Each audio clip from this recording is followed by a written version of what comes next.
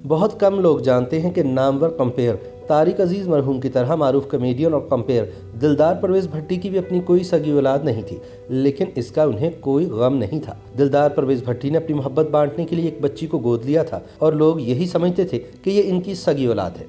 دلدار بھٹی نے اسے ناز و نام سے پالا اور اس کی شادی بھی بڑی دھوم دھام سے کی۔ مشہور محاورہ ہے کہ انسان کسی حال میں خوش نہیں رہتا، لیکن دلدار پرویز بھٹی کے حوالے سے یہ محاورہ ہمیشہ غلط ثابت ہوا۔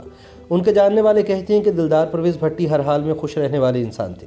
وہ پنجابی زبان کے کمپیئر، اردو زبان کے کالم نگار اور انگریزی ادب کے ایسے استاد تھے کہ جن کے بارے میں انگریزی کی تدریس کے حوالے سے استادوں کے استاد کہلانے والے پروفیسر جیلانی کامران بھی کہہ گئے ہیں کہ دلدار بھٹی سے بہتر انگریزی کوئی نہیں پڑھا سکتا۔ دلدار پرویز بھٹی نے انگریزی میں شاعری بھی کی۔ ان کی بڑی خواہش تھی کہ ان کی انگریزی شاعری کی کتاب شائع ہو، تاہم وہ یہ حسرت دل میں لیے اچانک برین ہیمریج کے باعث صرف 50 سال کی عمر میں اس دنیا سے چلے گئے۔ دلدار پرویز بھٹی پاکستان ٹیلی ویژن اور ریڈیو پاکستان کے نامور کمپیئر، کالم نگار اور مصنف تھے۔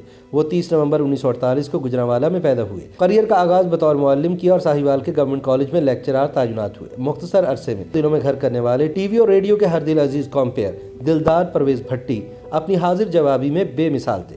بیک وقت اردو، انگریزی اور پنجابی زبانوں پر عبور ان کی پہچان کی وجہ بنا اور ان تینوں زبانوں میں برجستہ مزاح ان کی کمپیئرنگ کا خاصہ تھا۔ پی ٹی وی کو پنجابی میں پہلا کوئز شو شروع کرنے کا آئیڈیا دلدار پرویز بھٹی نے دیا تھا اور ٹاکرا نامی اس پروگرام سے دلدار پرویز بھٹی نے بھی اپنے فنی سفر کا آغاز کیا۔ اس کے علاوہ میلہ، یادش بخیر اور پنجنت جیسے مقبول عام پروگرام بھی کامیابی سے پیش کیے۔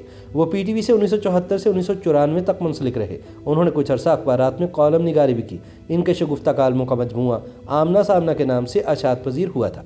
دلدار پرویز بھٹی نے ٹی وی پر جواں فکر کے نام سے پروگرام پیش کیا اور اخبارات میں کالم بھی لکھتے رہے۔ دلدار پرویز بھٹی نے اپنی زندگی میں 3 کتابیں لکھی، جن میں دلداریاں، آمنا سامنا اور دلبر دلبر نمایاں ہیں۔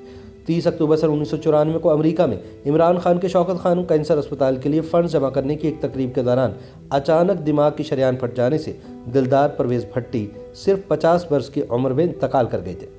دلدار لاہور میں وحدت کالونی کے قبرستان میں آسودہ خاک ہیں۔